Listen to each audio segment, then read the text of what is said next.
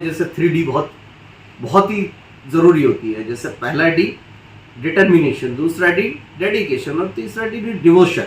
जैसे कि determination, struggle definitely struggle तो हर जगह होता है। मैं भी एक नॉर्मल फार्मर का बेटा हूँ। मैं भी गाँव में तख्ती बस्ता लेके गया हूँ। मैं 9 किलोमीटर पैदल जाता था 9th क्लास में जाके। मैंने भी एक साइकिल 150 रुपये की साइकिल खरीदी, मैं भी उसी पे गया हूँ। मेरे फादर ने क्वालिफिकेशन, हाँ, जहाँ तक बात क्वालिफिकेशन का है तो मैंने अभी जैसे आप करोगे, मैंने पीजी किया है। मैंने योगा में पीजी किया है। पीजी के बाद मैंने पीएचडी की है योगा में, और मैंने सेल्स एंड मार्केटिंग में एमबीए भी किया है, और छोटे छोटे बहुत सारे डिप्लोमे कोर्सेज है। क्योंकि मैं ये मानता हूँ कि एजुकेशन कभी ख़त्म नहीं होती, ठीक है ना। अगर मैं ये सोचूं तो मुझे तो अभी भी कोई चांस मिलता है तो डेफिनेटली मैं अभी भी उस चीज़ को करने के लिए प्रिपेयर हूँ। डेली हम लर्न करते हैं। अगर हम कुछ ना कुछ डेली सीखते रहेंगे तभी कुछ सीख पाएंगे, क्योंकि ज्ञान से बड़ी कोई चीज़ नहीं है। ज्ञान सबसे बड़ा भंडार है और ज्ञान मुफ्त में मिलता है, ठीक है। अगर आप देखो तो अगर आप में पढ़ने का जुनून और जज्बा है तो ज्ञान मुफ्त में मिलता है, ठीक है। और आप जितना चाहो जितना ज्ञान अर्जित कर सकते हो, और ज्ञान से ही आप आगे बढ़ सकते हो। सर आपकी फैमिली में कौन कौन है? जहाँ तक सवाल मेरी फैमिली का है तो मैं हमारी एक जॉइंट फैमिली है, और हम जो जॉइंट फैमिली में रहते हैं, मदर फादर है नहीं। हम 3 भाई थे, लेकिन अनफॉर्चुनेटली अभी 2 भाई हैं। मैं नरेंद्र सांगवान, मेरे से बड़े देवेंद्र सांगवान जी हैं, और उनसे उनके बच्चे हैं संयम सांगवान, और मेरा बेटा है सूर्यांश सांगवान, और बड़े भाई के बेटे हैं तुषार सांगवान। हम सब लोग जॉइंट फैमिली में रहते हैं, और 3 हमारे बेटियाँ हैं, एक प्रिया सांगवान, एक दीपाली सांगवान, एक अनुष्का सांगवान, और हमारी वाइफ है। हम सब एक जॉइंट फैमिली में एक जगह एक किचन में हमेशा खाना बनता है, और एक साथ बैठ के खाते हैं, बड़े हैप्पीली खाते हैं। सर मैंने अभी तक आपसे बहुत सारी बातें की, जिसमें आपके पर्सनल भी सवाल थे, आपकी फैमिली को लेकर, आपके एजुकेशन को लेकर के, और टाउनशिप के बारे में भी बात की, समाज को लेकर के भी आपसे बात की।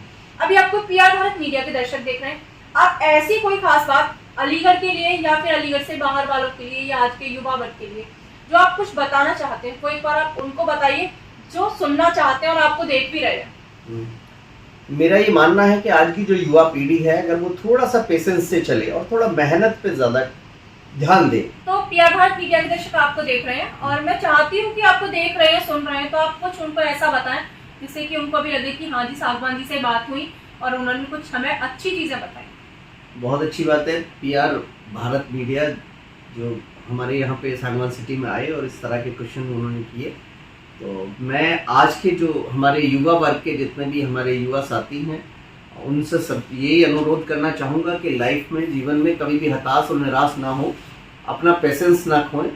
अगर आप बड़े पेशेंस के साथ और अपने कार्य को बड़े सुचारू रूप से और मेहनत से करते हुए चले जाते हैं तो डेफिनेटली आप एक दिन सक्सेस जरूर प्राप्त करते हैं। जैसा कि आपने देखा, मैं युवा साथियों को यही एक बात कहना चाहता हूँ कि लाइफ में जैसे 3D बहुत ही ज़रूरी होती है। जैसे पहला डी डिटर्मिनेशन, दूसरा डी डेडिकेशन और तीसरा डी डिवोशन।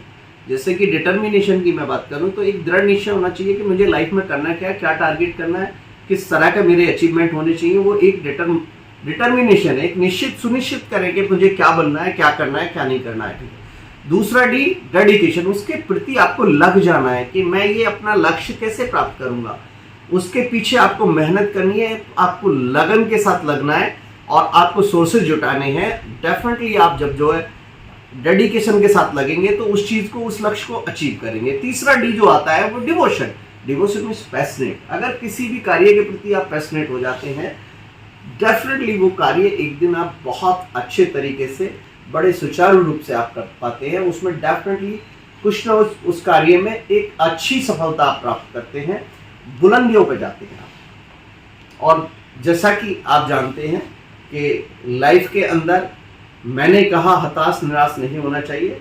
अगर लाइफ के अंदर आप पॉजिटिव रहते हो, लाइफ को खुल के जीते हो, लाइफ को अच्छे से जीते हो, हमेशा आप खुश रहने की कोशिश करते हो, अच्छे लोगों के बीच रहते हो, और आप थोड़ा सा गंदी आदतों से दूर रहते हो, आप डेली व्यायाम करते हो, डेली योगा करते हो, स्वास्थ्य, इस जीवन के प्रति आपका कोई दायित्व होता है।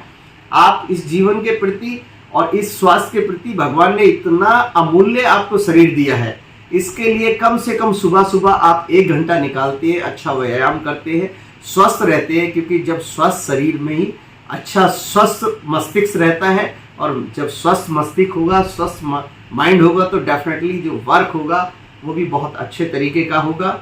हमेशा पॉजिटिव रहोगे और हमेशा आपकी बीमारियों से दूर रहोगे। तो मेरा यही सभी से विनती है कि बीमारियों स्वस्थ रहो, मस्त रहो और बीमारियों से दूर रहो। और लास्ट में चलते चलते मैं 2 लाइन कहना चाहूँगा कि जमीन पर घर बनाते हैं, जमीन पर घर बनाते हैं कि हम जन्नत में रहते हैं, जमीन पर घर बनाते हैं कि हम जन्नत में रहते हैं। हमारी खुश नसीबी है कि हम भारत में रहते हैं, हमारी खुश नसीबी है कि हम भारत में रहते हैं। जय हिंद, जय भारत। थैंक यू सर, आपसे बात करके बहुत अच्छा लगा। और अभी मैंने जैसा आपकी बात हुई एमडी सर से, हमने सारी बातों के आपके सवालों के जवाब दे दिए। अगर कुछ ऐसा है जो आप चाहते हैं कि सागवान सिटी के बारे में आपको पता चले, तो आप कमेंट बॉक्स में वो मैसेज जरूर कीजिएगा। हम सर तक वो आपकी जो भी सलाह रहेगी वो जरूर पहुंचाएंगे कि आपके लिए कौन सी फैसिलिटी होना जरूरी है और आप किस तरीके से यहाँ पे आके विजिट करेंगे। आपका जो अपना एक आईपी लेवल है उसके तरीके से आप चलिए, और आप देखिए भी कि आपको किस तरीके से फ्लैट या प्लॉट सेल करना है। तो आप जरूर आइए और एक बार विजिट कीजिए। और सर से जितनी भी बातें रही हैं वो सभी आपको इंटरव्यू में देखने को मिल ही रही हैं। अगर कुछ आपका डाउट्स है तो मैंने बोला कि आप कमेंट बॉक्स में जरूर कमेंट कीजिएगा, हम सर तक वो आपकी बात को पहुंचाने का कार्य करेंगे।